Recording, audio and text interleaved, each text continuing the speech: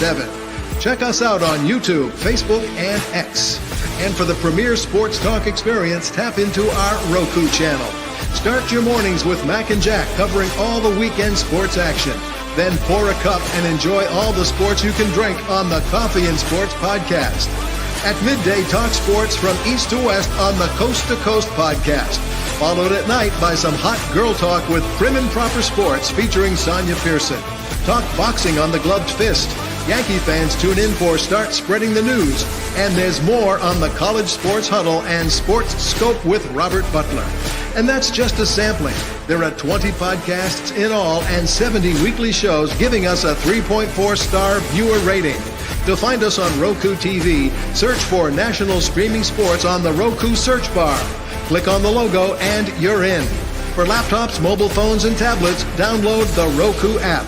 National Streaming Sports, live and on demand, sports talk for America. Football season is here, and SeatGeek is my go-to for buying tickets. Now, with SeatGeek, every single ticket is backed with their buyer guarantee. We've all had plans change, and when you can't make it to the big game, SeatGeek has you covered. They're the only ticketer that allows you to return your tickets ahead of the event for credit with SeatGeek swaps. So when things come up, I know that my tickets won't go to waste. So what are you waiting for? Download the SeatGeek app to maximize your possibilities and shop live events with confidence.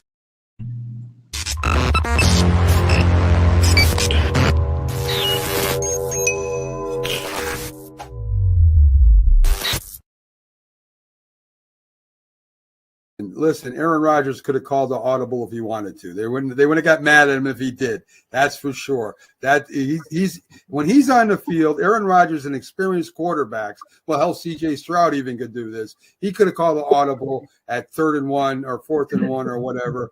He just chose to run the ball again. And that's up to Rodgers at the line of scrimmage. He could have done something, and he didn't. So there you go, folks. A couple commercials for you, and, of course, what we talked about last week with Jack Hurst. Let's welcome in. I'm your host, Mac, with your co-host, Stevie Wonder, as we're going to be talking a little bit about the games that happened, the games that are happening right now. And first, James, before we get to your favorite game, we're going to talk a little bit San Francisco beats the Seahawks. Seahawks turned the ball over three times. Some kind of problem. There's a rift there in the offense between the quarterback, offensive coordinator, and DJ Metcalf. And, the last interception Smith threw was an overthrow to Metcalf as he's trying to get into double coverage. And I think what happens is a lot of receivers go back to the huddle and they tell the quarterback, hey, get me the ball, get me the ball, get me the ball. And eventually the quarterback, if he's not strong enough, will end up trying to force the ball in there. Tonight, that's been happening in Dallas with between Dak Prescott and his number one receiver too, and it hasn't worked out so well. So, any thoughts on the Seahawks and the San Fran before we move on? Not really. I mean, I think the better team won. They were a little more dominant, and they're starting to get healthy. So I just think they're the cream of the crop and of that division in NFC West. I just think they're just much better. I agree with that 100%. So we'll go ahead and we'll jump ahead to your game, Tampa Bay versus New Orleans. Baker ends up throwing for 328 yards, 4 touchdowns. He had 3 interceptions in the first half. He took a heck of a hit too, jumped back up. And came back out. He threw very well at the end. And you had you had Sean Tucker, big game after getting worn down. The bigger backs start taking over. He got 136 yards, 1 touchdown. Goodwin was the big receiver for Baker. He had 11 receptions, 125 yards, and 2 touchdowns. Spencer Rattler, 2018 yards, 1 touchdown, and 2 interceptions. And Kamara only rushed for 40 yards. The Tampa Bay rush defense, was outstanding this game, James. Yeah, give credit. Hats off to Tampa Bay and their defense and their scheme. They came in with the mission. They wanted to win this game. They want to, stay in the race with Atlanta, make sure they can stay up at the top of the division. Atlanta. With that said, they had their defensive starters on the line. New Orleans did not. We run the wide zone scheme. They They, allow your quarterback to get out, a lot of running backs to get out. They just didn't have an answer for that. They didn't really have an answer. The running game was non-existent with Alvin Kamara, Jamal Williams, and I forgot the rookie's name that played.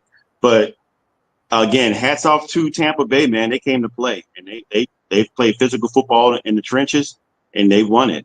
And so I think the biggest thing is, well, I'll let you go back and talk more about it. But the biggest takeaway is that the Saints defense, not the offense. The defense seemed to be the problem, especially being on the field 60 plus minutes. Eventually you just wear out. So, and I think giving up big explosive plays, like you mentioned, Chris Godwin had 125 yards, but 103 of those yards were after the catch. So not wrapping up, not tackling is a big deal. You got to tackle, man. That's just 101. I don't understand that. Just wrapping up, you can hit the ball, try to go for the ball. Saints are really big on takeaways right now, but they're giving up explosive plays, and that'll hurt you. Yeah. I mean, you're talking Derek Carr might be out a few weeks. So Shake Rattler's got this team. Maybe he gets better. Maybe he doesn't. Big quick update. Dallas is down 40-9. Interception by Detroit as Dak has been intercepted. I don't know how many times this game. He returned it all the way down to the 1 yard line. The Lions are now first and goal at the 1, leading 40-9 with 13 minutes and 22 seconds left to play. That game's over. That game is over. There is no way Dallas is going to come back in that game. Detroit's just playing too well right now. So yeah, listen, what's that? The Chargers. How about the Chargers? Chargers are they're losing right now. Chargers are winning. Sorry, 23-16 right now. Steelers are up 32-13. The Falcons scored again. They're up to 35-20. So those are your latest games right now. So that's the update right now. I'm trying to see how much time left in the Chargers game. There's only 45 seconds, so that game's over. The Chargers won that game. It's 23-16. They may get a field goal. The Steelers, that game is over. 32-13. The Steelers romp Vegas. Steelers go to 4-2. Raiders drop to 2-4. So that game is over. Pittsburgh wins that game.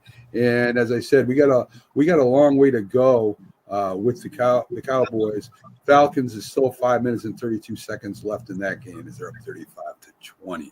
So there you go, James. I mean, that updates you and everyone else that's watching out there.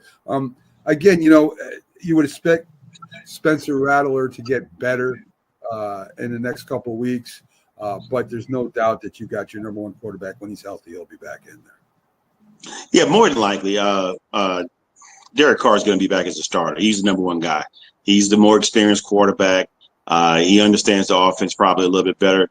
But the aspect I get why Spencer Rattler was taking over Jake Haener as a starter for this week, because he gives them the best opportunity to win. And it showed in the game.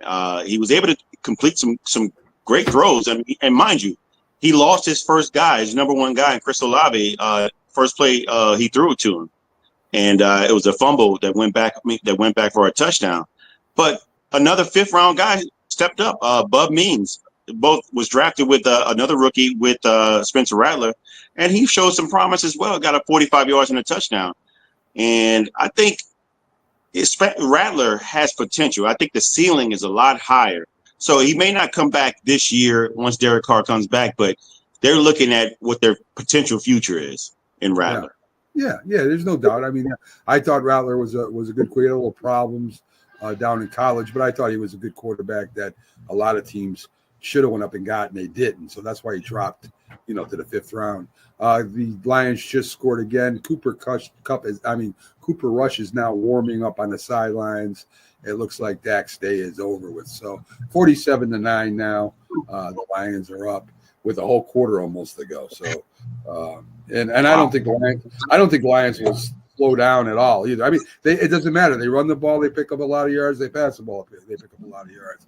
So their offense is clicking, and the Dallas defense looks like trash right now. So anyway, so let's get to Caleb Williams, who has on the big football show, James, Jack and Sonia for some reason do not like Caleb Williams. I mean, as I said on the show, I said he might be a bust, this guy, that he's not going to be that he might be gone because Chicago had a bad offensive line.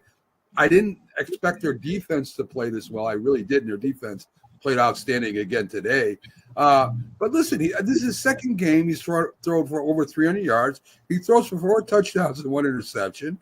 DeAndre Swift, as you pointed out, is playing lights out now. He's back and going crazy again. He has another big game. And Chicago defense again, they're like a turnover machine over there. They're ball hunters over there. And every time it looked like Jacksonville had something going, they got the ball back. They get either fumble or interception. And that's what a young rookie quarterback needs. If you got some inadequacies on your side of the ball, you're going to always need in a quarterback, maybe particularly your line, your running game, nothing's going right. You need extra opportunities, and a defense that can give you those extra opportunities with those takeaways is a gift that keeps on giving, literally. And I think that Caleb Williams, man, he's just starting to find his stride right now. This is just the beginning. I think at some point, you're starting to see Roma Dunze starting to show itself up now. Keenan Allen caught a couple touchdowns. Yeah. All the players that we spoke about in the beginning that didn't show up in the first few games, they're now beginning to show up. This is when you got to be scary. You're looking at the NFC North and like, wow, all 4 of those teams are in contention, potentially in contention. There's a possibility that you can have 3 teams, one that's a division winner and 2 of them that are wild card playoff teams. It's very possible. And we talked about the position he was in, right? He comes in, they put a bunch of weapons around him.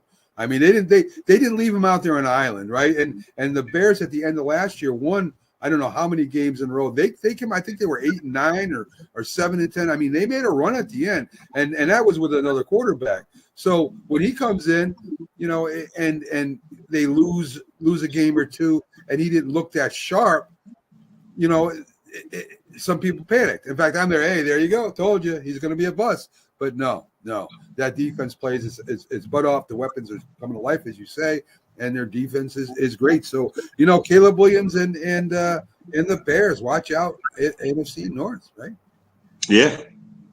I mean, I really think that this team is in the mix with everybody. Like you said, you mentioned a while back about Sam Darnold with the Vikings. There may be a point in time where you're starting to see the old Sam Darnold showing up. So who knows right now? But I think their defense is still stout. So their defense is going to keep them in. If Sam Darnold has an off day, their defense still keep them in the game. But Chicago, hats off to Chicago right now. Look at the North. I mean, all 4 teams have very good to great defenses, right? I mean, you see what they're doing in Dallas today. Cooper Rush is in at quarterback right now. You see what they're doing. You see what the Minnesota defense is doing. The Detroit. I mean, all 4 teams have good, very, very good defenses. So, it looks like something going on really good over the NFC North right now. Yeah. Baltimore beats Washington 30-23. They did cover the spread. Washington was getting 6 points, but I want to tell you, Washington battled. I mean, I have some respect for this team right now. It seems that Lamar Jackson, I think he's 26-1 now against NFC as a starter, and there's no quarterback like him. I mean, Jaden Daniels isn't him yet, but there's no quarterback like him in the NFC. And even though you look at the film, it's hard to prepare for somebody like this. And now they got Derrick Henry, who ran for 132 yards and 2 touchdowns, is going to run on you and wear you down. And then you got Jackson, who's very fast and has got great moves, and he can throw the ball too. So I mean, it's very hard to prepare for Jackson and the Baltimore Ravens, plus what they got now. And but listen, Washington bat 30-23. They played their ass off. Let's see. Lamar had 323 yards, 1 touchdown, 1 interception. Zay Flowers, 9 receptions for 132 yards. And as I said, Derrick Henry, 132 yards and 2 touchdowns. If Lamar Jackson was in the NFC, and I've said this before, James, he would be in the Super Bowl. I don't know if he win it, but he would go to the Super Bowl with a good team. Yeah, let me tell you, the Saints had an opportunity to pick him up at a particular draft. I think it was like number 28, and they didn't. They let him go, and he dropped to 32 to the Ravens. And man, they've been great ever since. But what I will say is, when you said that they had no way to prepare for him, I have to disagree slightly there, because I see similarities in Jaden Daniels in this quarterback, and I just think that Jaden Daniels, he had 269 yards, 2 touchdowns, no interceptions. He's taking care of the ball, but the problem here, I think the biggest difference is he led them in rushing. Brian Robinson was out. They didn't really have a good running game at all. Austin Eckler didn't show up. He showed up in the receiving part. But the biggest difference was Derrick Henry. Derrick Henry give you 24 carries. You can end the game by rushing, for 132 yards and 2 touchdowns. That's the biggest difference. And I think, like you said, Washington, they're formidable in the NFC. Yeah, Watch out. no doubt. There's no doubt in that. And you keep saying he's similar. You say it every week. He's not Lamar Jackson. He's not. I agree to disagree with you. All right, okay. No, I will say, you got to give respect to Lamar. He's a 2-time MVP. But he still has those. He's got to get over the hump. He's got to get over the hump and get past hit that wall. That's Patrick Mahomes. He's got to get over that Michael Jordan. Lamar Jackson is Clyde Drexler. He's Charles Barkley. He's that guy, because Michael Jordan is Patrick Mahomes. He's the guy that's getting all the championships right now. Well, Jaden Daniels first has got to get to the championship or playoff game to get over any kind of hump. He hasn't done a Humpty Dump with anybody yet. So that hasn't happened. I don't want to know who's Humpty Dumpty he's doing with anybody. Well, the Humpty Dump. You know what I'm talking about, that dance. Yes. Anyway, all right. So great. I think that was a really good game. Arizona at the Packers again. We don't speak about the Packers defense anymore. They made a lot of offseason pickups to get some good defenders. They shut down the Arizona offense. They end up winning 34-13. Jordan Love throws 258 yards, 4 touchdowns. Watson has 68 yards and a touchdown. Kyle Murray did throw for 248 yards and 1 TD, but they couldn't run the ball. And the Packers defense shut down the run. Arizona, again, we said this morning they play up to the competition. Well, they sure didn't this week, James. And it's not like James Conner's some scrub. He's actually a really good running back. Yeah. That's just credit, like you said, to Green Bay's defense. They just really shut him down. And it doesn't help that Marvin Harrison Jr. went out with a concussion, but at the same time, next man up. Saints played with their 3rd and 4th string wide receivers, and they made it a game until the end. Until the 3rd, 4th quarter. But my point is, you can't make any excuses. Like you said, you got to have the next man up, and that just didn't happen for them, and they got outclassed. Oh, big time. And I don't know what the temperature was up there. I know it wasn't as cold as it gets in December, but it sure wasn't as warm as it is in Arizona. And when they play in Arizona, the heat really doesn't bother them. When they play San Fran, the heat didn't really bother them like it bothered the 49ers. I bothered them more than the Arizona Cardinals.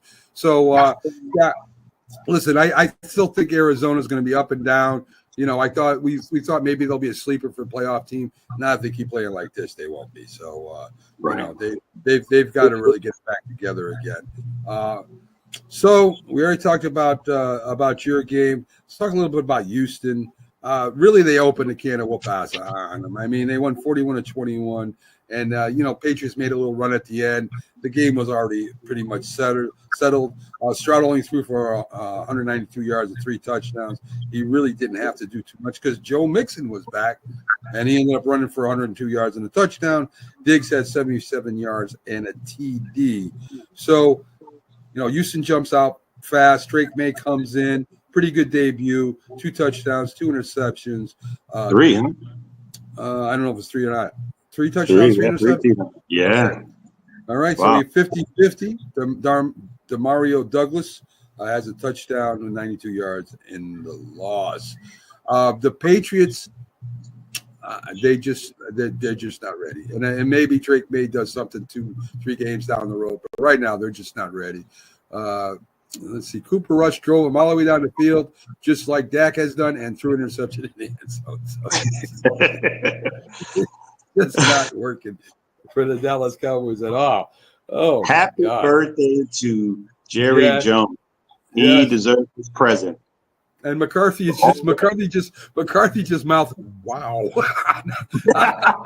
there, the camera was on him, and he just went, "Wow!" Oh Lord! And they were going again, and they were trying for CeeDee Lamb this time. But yeah, they're all. I think the biggest difference, like you said, the Patriots are not ready right now. This is the inaugural season for both the head coach and the quarterback. They're just going to have to go through some growing pains, and I think there's some promise there. There's some promise there. You need structure. I think they can have structure. They just don't have the players. They don't have the players at all. Right. And I think Houston has the players, and they got two players back in particular. Like I said, they got Mixon and they got Dameon Pierce. Both those guys scored a touchdown, and they had 192 total rushing yards, the whole offense. So they just ran all over him. It was just, and like you said, Stroud didn't have to do much. He threw a few TDs, but that was just a dominant performance in and we can't leave out that their best running back was out either. I mean, that might have took some pressure off. Maybe play action pass would have been better, but May did make a couple beautiful throws, deep throws, and definitely looked better than Brissett. I think he would have been better than Brissett. That 40-yard TD was a thing of beauty, man. That was right in the breadbasket. It was, and Brissett, I don't think has thrown for over 15 yards the whole year. So, that was very interesting. So, anyway, the Colts beat Tennessee. Joe Flacco, he did start, he did play, 189 yards, 2 touchdowns, 1 interception. Josh Downs with 66 yards and 1 TD. You talked about Pollard. He did have 93 yards and a touchdown. Levitt's a terrible game, 95 yards. Touchdown and interception. 3.3 per clip, man. That's just terrible. I don't know what's going on with Levitz. And, there comes a time, I know you spoke last week and said they want to get a look at these guys. This guy. I mean, I've seen enough. I've seen enough. What else? I mean, how can you go wrong if you put Mason Rudolph in? Why not? Just go ahead and play at this juncture. Yeah. Yes, anybody. I mean, I would take anybody right now over Levitz, really. I mean, I think he's not even a good backup, really. I mean, he made all them bonehead plays, pick sixes at lost games, and now he goes out and he throws for 95 yards. And I know Colts have a pretty good defense, but you still should be able to throw more than 95 yards. And you got a receiver in Calvin Ridley. This is one of the best route runners, one of the best receivers, to me, underrated receivers. And he gets no catches whatsoever. He even said something in the post conference that, he early in the game, he didn't get anything, So, I mean, I probably wouldn't have said that out loud. I would say that behind closed doors. But, yeah, I mean, I get where he's coming from. I mean, that's just an indictment between coaching and the quarterback. I just don't get it because they have a strong offensive line. I don't understand. Yeah, I don't either. They did have, unless something's changed. I mean, I don't think anything has changed. Let's see. What do we got going on here? I can give you some stats here on the Chargers and the Browns. So Herbert, 1 touchdown, 237 yards. J.K. Dobbins, 96 yards, 1 touchdown. Really no big throwing game at all there for the Chargers. I mean, they jumped out to a 20-point lead in the first half. Denver comes back with 16 points in the fourth. They shut them down in the second half, the Broncos did. But Denver has a way of doing that, but you can't play like that all the time. You got to get out there and start playing right away, James. You can't let a team get up by 20 points every time you play. And the Broncos are good in the second half. They make great adjustments. But if you're playing a pretty good team, you can't just let them go out 20-0 and then expect to come back and win every game. Well, I'm going to tell you, I'm just not a fan of Bo Nix. Bo Nix needs talent around him. When he was at Oregon, he had players. I mean, every quarterback needs players, but he's not going to be the type of player there's comparisons to Drew Brees. Drew Brees took ordinary average guys and made them look a lot better than they were.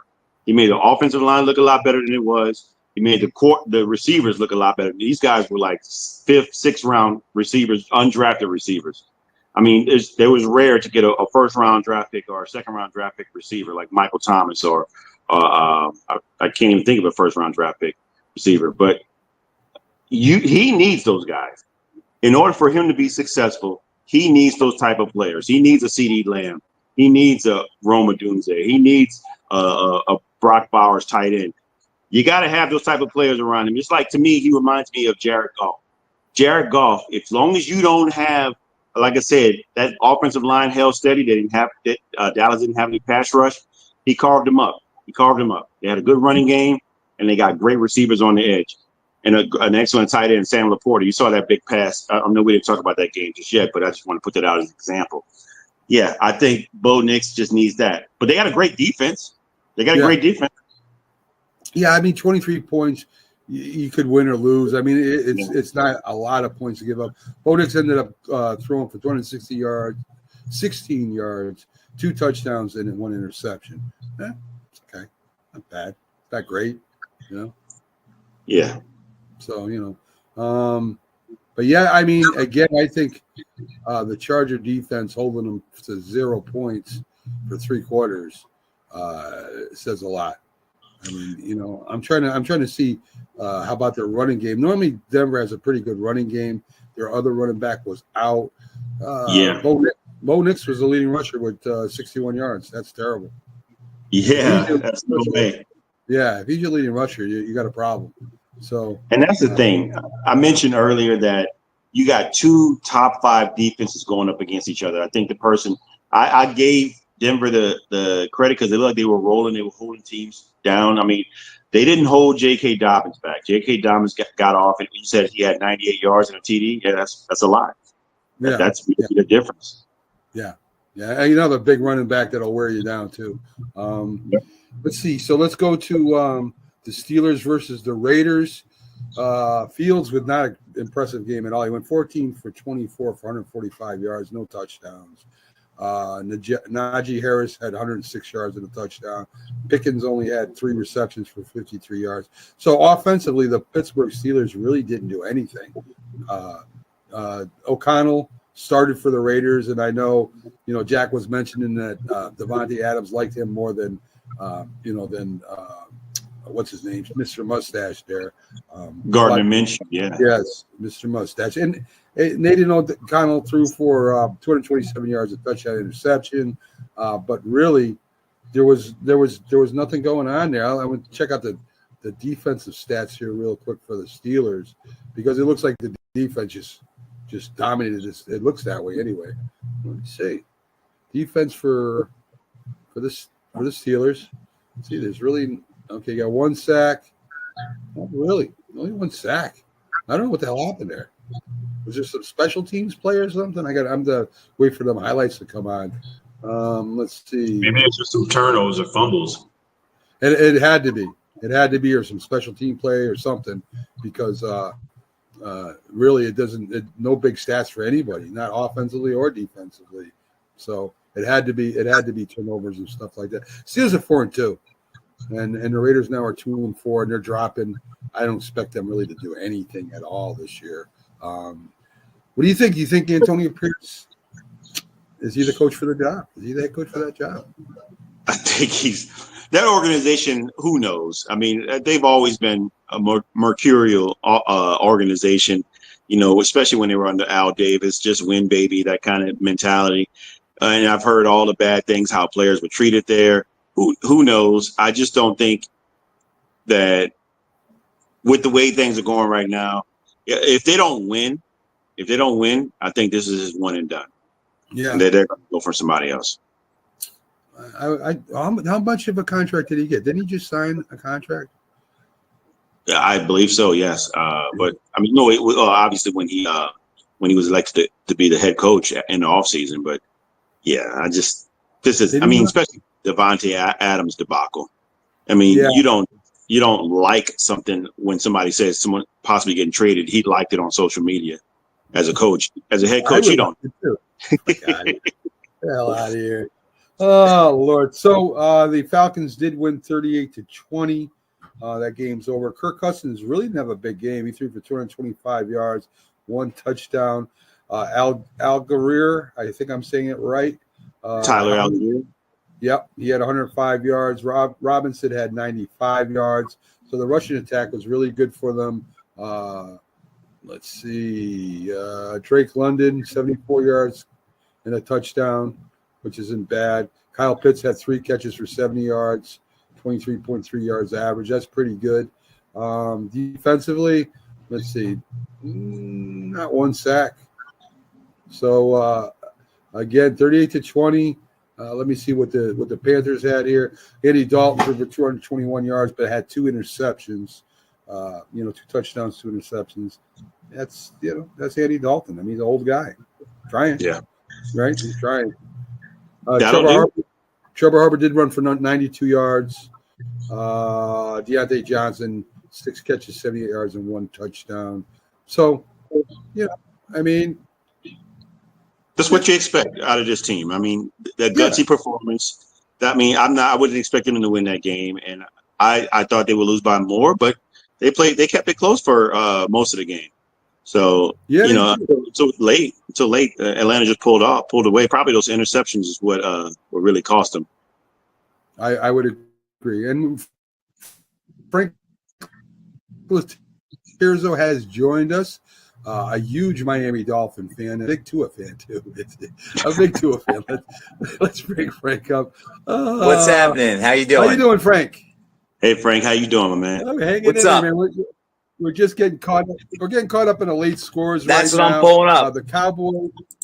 Yeah, the Cowboys are the only team playing right now, and they're up 47-9 over the Cowboys. The Lions are beating them 47-9 right now. So right. Yes, that game is that game's over. That game is over. So But the Frank, poor Lions lost Aiden Hutchinson. I know we saw that broken leg. It hasn't really affected. Oh, is that what it was? Yeah, broken leg. Yeah, he may be out. Oh, that's what's brutal about football. Mm-hmm. Yeah. It's like. Yeah, the defense. That's why they get paid the big money, but that's just heartbreaking. That's brutal. It is. It's too. I don't like to see anybody get hurt like that and lose a season. Detroit's defense really didn't, jump back because he got hurt, but still, he's a big part of that. McNeil had a nice game. Yeah. So we were talking about the early games, Frank.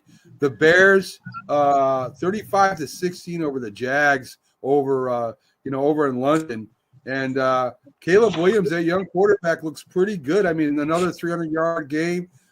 He threw for 4 touchdowns today, and that Bear defense just keeps grabbing turnovers, interceptions, fumbles, and sets the Bear offense right up again. We knew the Bears had a defense. It's just nice to see them with a quarterback. Right. So they look good. Good running game too. They just beat down the Jags, and it seemed like the Jags. I don't know if you watched the game at all, Frank, but it seemed like I didn't see any of that game. The Jags, every time they went, they would drive down the field, and every time they would get down there, they would fumble it or interception or penalty would knock them out. And they would have to kick field goals. So it's not that they played terrible, the stats wise, but when they got down there, they would always get penalized or turn the ball over. So you can't win like that. That's for sure. Let's see, the Bucks. I don't know if you caught any of that game. They just kind of lambasted the Saints, 51-27. I watched the Eagles game, and where I was watching the game, the 4 TVs in front of me had the Eagles and the Browns, the Oilers and the Patriots. Who else? The Cardinals and the Packers. And there were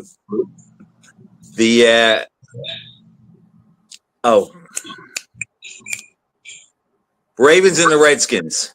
Okay, yeah, we were gonna talk about that game next. The Ravens, Derrick Henry is just he's a train. You can't stop that guy. You have to stop him before he gets running. You gotta get him in the backfield. Once he turns up the shoulders and takes a few steps and gets them legs going, it's almost impossible to bring him down. And really, Frank, I was kind of impressed, and so was James here with the way the Commanders played. I mean, they came to play; they didn't get their asses whipped.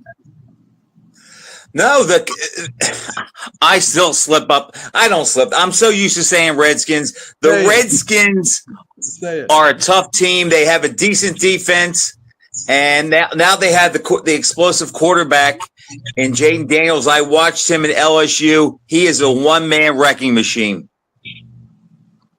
Yeah, yes, he is. I watched him as well, my man. James would agree with that. You watch college football, James? I'm from Louisiana, so LSU is my team, man. So, yeah. All right. I'm an SEC guy, so I see all the SEC games. Oh, cool. Yeah, LSU won last night, a big one against Ole Miss. You know, those night games at LSU are crazy, aren't they? Yeah, Death Valley is tough to play in. Boy, they are crazy. And what made it really nice is as that game was over, I fell asleep, and a friend of mine texted me and said, Frank, Ohio State lost. And that just made it a beautiful night. He's a big Ohio State fan. He is. Anyway, the Packers, Frank, beat up the Cardinals 34-13. Another team in the NFC North with a big defense. You got Detroit, who's dominating the Cowboys. Minnesota's got a great defense. And of course, Minnesota, Minnesota, the Bears, Detroit, Green Bay, all their defenses are very good. I'm still not a total believer in the Vikings, but they're off, so we'll let that go for now. Packers have a quarterback. They have the skilled players. Their defense is playing better, so we kind of knew that was going to happen. And the Cardinals are spotty. Yeah. A lot of people thought they'd be a sleeper, including me. I thought the Cardinals, because they normally play up to their competition, right? You know, they play bad against the bad teams, but not this week. I mean, it'd be easily. The Colts with Joe Flacco, the guy who sits on the couch and then he comes out and he plays football for another team every year. He threw for a couple touchdowns. The Colts beat the Titans 20-17. Didn't see any of that game, Mac. Yeah. Can't speak much of that game.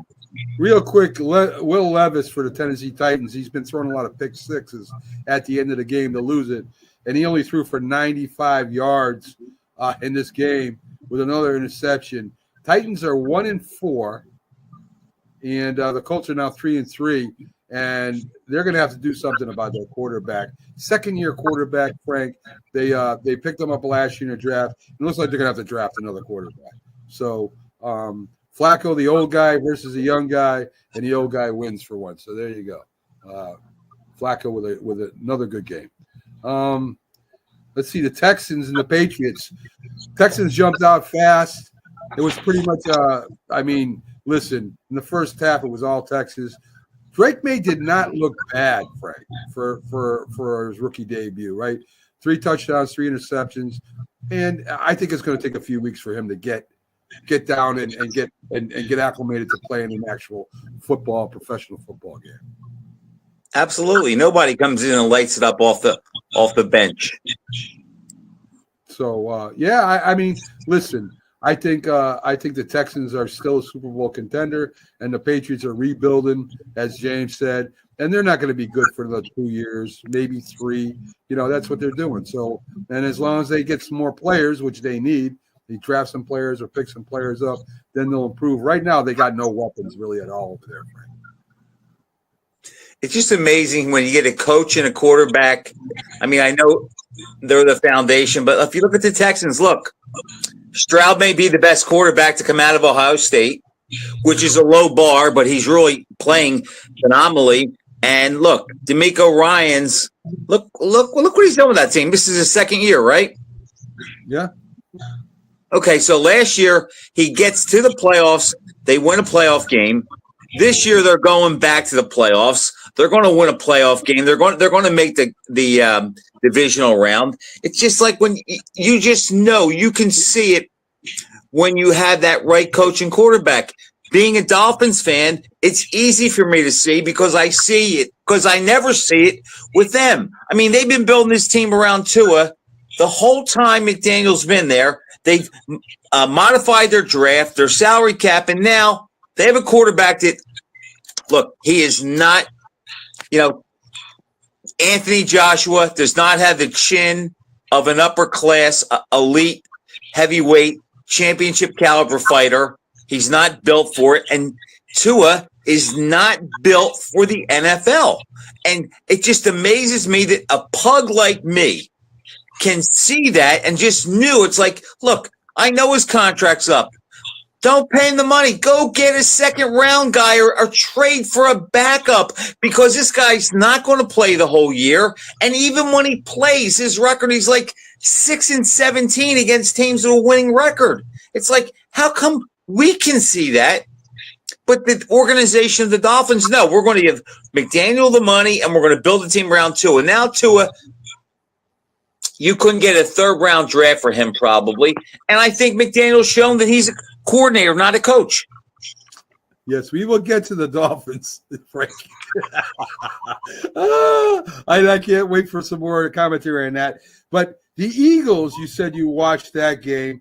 The Browns, another team that shoots themselves in the foot, because the Eagles did not look good at all. I mean, no, there's a problem there. They said in their bye week that they were going to do a deep dive and figure out what's wrong with the offense. So what's wrong with the offense is the offensive coordinator and the head coach. That's what's wrong with the offense. And go ahead, Frank. Think about this. As you said, the Eagles historically are good off a bye. They got A.J. Brown back. They got Devontae Smith back. Okay, they're home, playing a 1-4 team coming in that looks like they're in free fall. And I don't know what happens in Philadelphia. And look, I don't root for the Eagles, but I watch them. Jalen Hurts looks like Carson Wentz after he signed that big contract. Jalen Hurts now, if guys aren't wide open, he's not hitting them. He's overthrowing, underthrowing, making bad decisions. That wasn't him 2 years ago when they went to the bowl and played the Chiefs. Yeah. So I don't know what the issue is with them. They can't blame it on injuries. They lost a couple guys during the game, but coming into the game, I lost that game on my picks. That line was 8.5, and I said, you know what? It looks too easy to take the Browns. The odds makers know something. The Eagles are due for a breakout game off a bye. They shouldn't be 8.5, and they shouldn't have been. They won by 4. Yeah. I mean, and they don't stay with the run. You got Saquon Barkley, and his backup isn't that bad either, right, James? I mean, the backup came in there. What's his name? Number 14. I'm trying to remember his name real quick. He plays wide receiver. Now he's a running back. I'm trying to remember his name. But anyway, they're both very good running backs, and they just start throwing the ball. They don't stop throwing the ball. They had the lead, and they're trying to throw the ball down the field. They're trying to force it in to A.J. Brown, and it's like the Browns know what they're going to do, and they start putting Kenny Gainwell's the guy you're talking about. Thank you. And they start blitzing, and once you start blitzing Jalen Hurts, it's over. He's going to throw the ball anywhere. I mean, thank God he is an unbelievable athlete, though. He does bail them out. Some plays they're just totally blown up. He at least salvages them. Yeah. Frank, my question is, do you think that Jalen Hurts is not as hungry as he was before? Because, like you said, the year he was the MVP caliber, and then, he went to the Super Bowl. What's happened to them that he's fallen off this far? I can't answer that, Jim. I really can't. I don't know. I mean, I know what I read in the media about him, that he is a workaholic, not just in the weight room. He studies. He's always working. He's always trying to tweak his game. First guy in, last guy out.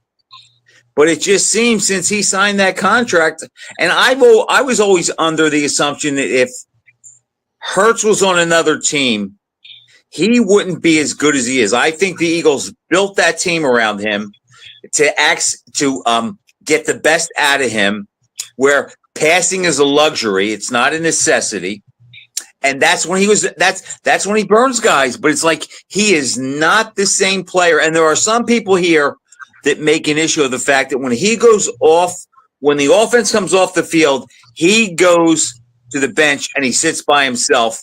And they're trying to make it some kind of a controversy where they don't think he gets along with Sirianni or there's some friction with other players. I don't know about that, but I did notice that he is off by himself a lot. I hate to be, a $2 psychologist and read into that, but something's not right.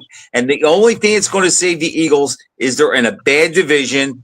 Now last year it didn't happen, but they usually play good at the end of the year. So I think they're still going to make the playoffs. How far they go, that's a different story, but I do think they make the playoffs. I don't know, Frank, because if you look around the NFC North, all those teams could make the playoffs. They're all playing well enough. And then if you talk about Tampa Bay and maybe Atlanta, there's another wild card team. I think you got to win this division. And right now, the Commanders or the Redskins are the best team in that division right now. All right, I'm going to try to bring up the Eagles schedule while you guys are talking just to see what it looks like. Okay. Well, we'll start getting into looking ahead to these games tonight. We've got the Giants underdogs by 3 points. Again, Malik Neighbors will be out for this week, and so will Thibodeau. The Giants played really well last week. The Bengals seem to play well offensively every week. It's their defense that really has problems, James.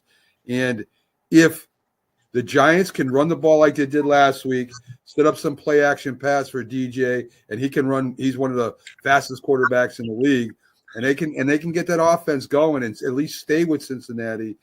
They have a shot at beating them. The biggest concern for me is their 2 wide receivers.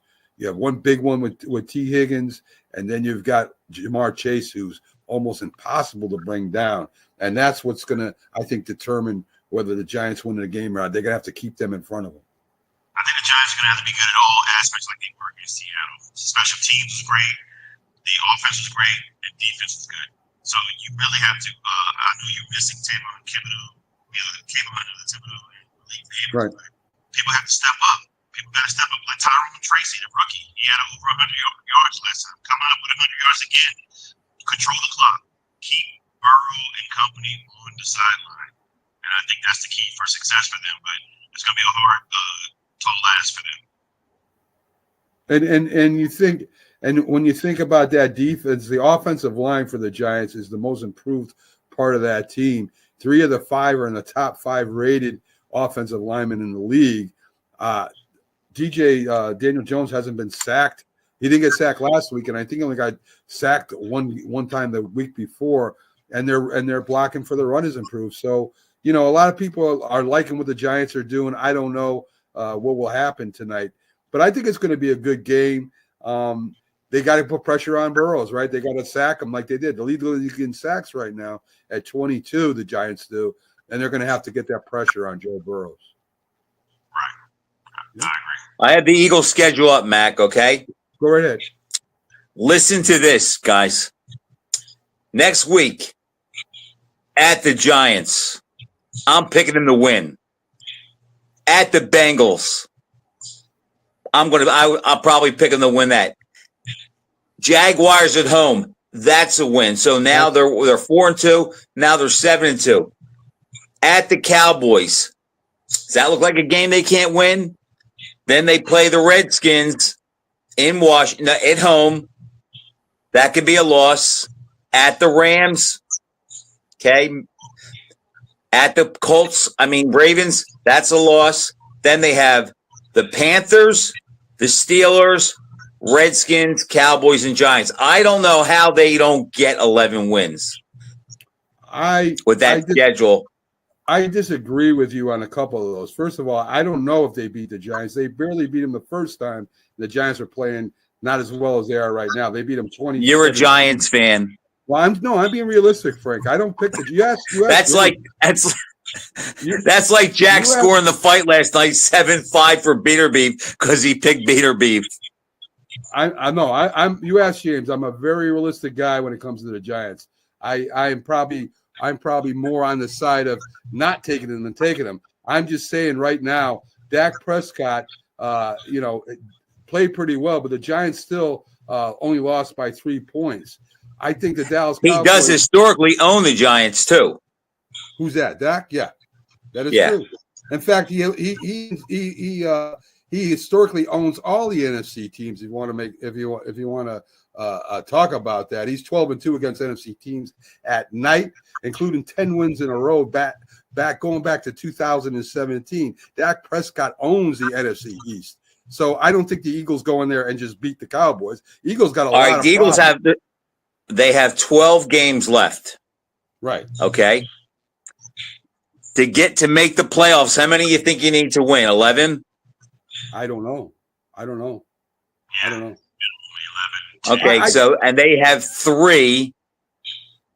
So they have to go 9-3 in their last 12.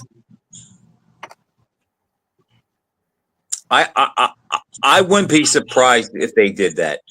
I hope I'm wrong. I hope they miss the playoffs, but there's a lot of talent on that team, but there are problems. I mean, the Fire Sirianni chants are already starting. Look, the Eagles play the Giants. So say the Eagles take the Giants. They got the Bengals. That's no shoe-in. Bengals have a tremendous offense. The Eagles don't have a great defense anymore, especially the passing defense. They got the Jags. The Cowboys, as I said, that's a toss-up. The Commanders is a toss-up. They're going to beat the Rams. The Ravens, I think the Ravens win that game. They'll lose that game. That's at the Ravens. Right. I think the Ravens win that. Panthers, they're going to win that. Steelers is not a guarantee. It's not a gimme, and either is the Commanders. Right. So then they got the Cowboys again at home, and then they got the Giants again at home. I can see the Giants taking 1 out of 2. I can see the Cowboys taking 1 out of 2 at least. I don't think they end up with 11 wins. I think maybe they get maybe 8 wins, 9 wins. Well, then they're not going to the playoffs.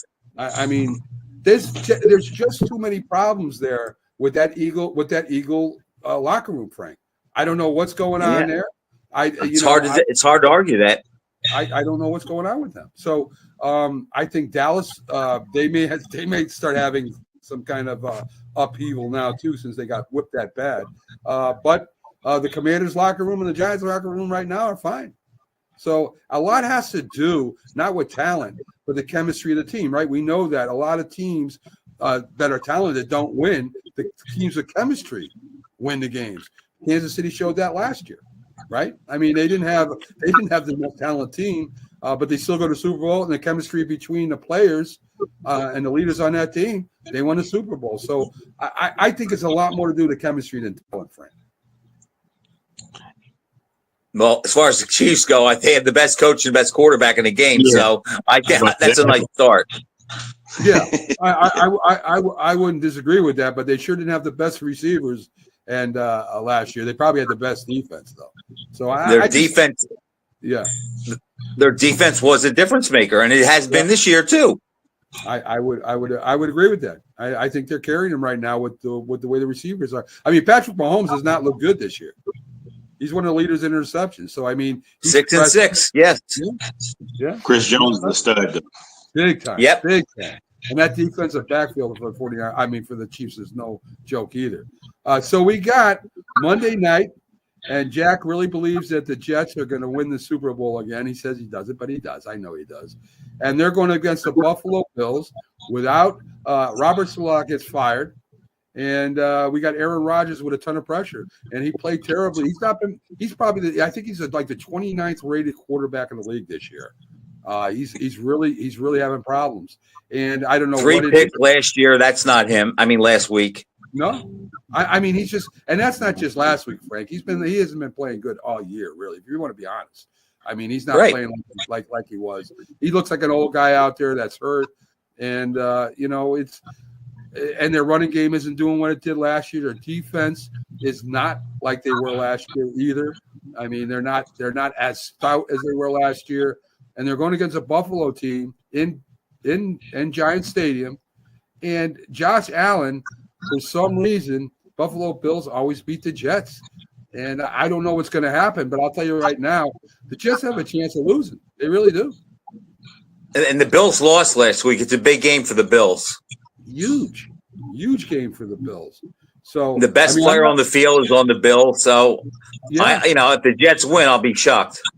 Yeah. So, but again, and boy, the expectations from last year's Super Bowl to hopefully we make the playoffs this year. That's a hell of a drop in expectations. Wow. Yeah. So, Yep. The Jets are like the Dolphins, are a little cursed. Yeah. Yeah, I would say so. So I do have, let me see, a little Dolphins news here for you before we leave. They're 2-3 right now. They beat the Pats last week. They are going to start Tyler Huntley again. I don't know. I don't know what choice they have. I mean, I don't know if the other guy's hurt still or not. But as you said, Frank, terrible move not picking up a quarterback and getting him behind especially after the first concussion. I mean, they were fooled because he didn't get hurt last year. Yeah, they were. And that feud with Flores, we found out that Flores may be right. That Tua is not as good as a lot of people think he is. He's a stats guy. I mean, he'll put up a ton of stats, but but he's. Go ahead. But they're empty calories. I hate to say that. Empty calories, yes, exactly. I mean, I hate to say that, but he puts up stats against, the Browns and the Panthers. If they played them every week, he'd be good. Yes, he would. I would imagine the guy. Go ahead, Frank. I have their schedule in front of me. At the Colts, a loss. Home versus the Cardinals, maybe. At the Bills, 2 losses. At the Rams, 3. Raiders at home, probably 4. Patriots, they may beat at home. At the Packers, 5. Jets, okay. At Houston, 6. 49ers, 7. At the Browns. At the Jets, they have what? 2 losses now? They have at least 8 more losses coming. That gives them what? 10? They're not making the playoffs. No. And that's unfortunate because they have such a huge talent on offense. It's just what a waste to nobody to get them the ball, man. It really is. I said before the season, and Jack and Mac laughed at me, I said the high water mark of the McDaniel-Tua era was losing in Kansas City last year. That will look like the good old days because at least they made it to the playoffs. Okay? They had a chance to win their division last year. They were up 28-14 versus the Titans with 2 minutes and 30 seconds left, and they lost by a point. And that made them – and so they went from the 2nd seed to the 6th seed. Instead of having a home playoff game, they had to go to Kansas City in a blizzard. Yeah. They're just the Dolphins. Yeah. Well, a little NFL news. We still got like 2 minutes here. San Francisco 49ers was fined $100,000 for the scuffle on their sideline, and 3 other players that were involved also got fined like $4,000, $11,000 I think was the highest one. And it seems like there's a lot of fighting going on the sidelines, on the field. I don't know if it's because of and even you talked about the game with Ohio State. When the guy from Alabama, Oregon, spit in the guy's face. I don't know if you saw that, Frank, but I did. To me, the coach was like patting him on the back, saying, "You got to leave." I would have handed him his ass when he came to the sidelines. Not only are you disgusting and you just assaulted somebody, but you also could have made us lose the game. I would have torn into his ass all the way to the clubhouse, man. There's no place for that. That's just no class. It's just, what can you say about that? He probably should have sit him too. Yeah. He was thrown out of the game. And he should probably sit him he should be suspended. I agree. He should be suspended, I think. I think he should at least one game. At least one game. So, folks, I'm glad he didn't cost them the game because you know what's going to happen. Ohio State's going to play Oregon in the Big Ten championship and beat them. It's very possible. Very possible. Folks, thanks for joining us. Frank, thanks for coming in. In the last half hour, we enjoy doing the NFL Download every Sunday at 7 p.m. just before the Thursday night. Nice seeing you, Jim. You have a good one, folks. Thanks again, Frank. You too. Jim, as always, James, I'm calling you Jim now. As always, J Train. Great job. We'll All right, J Train. Nice being on with you. Same here. We'll see Take care.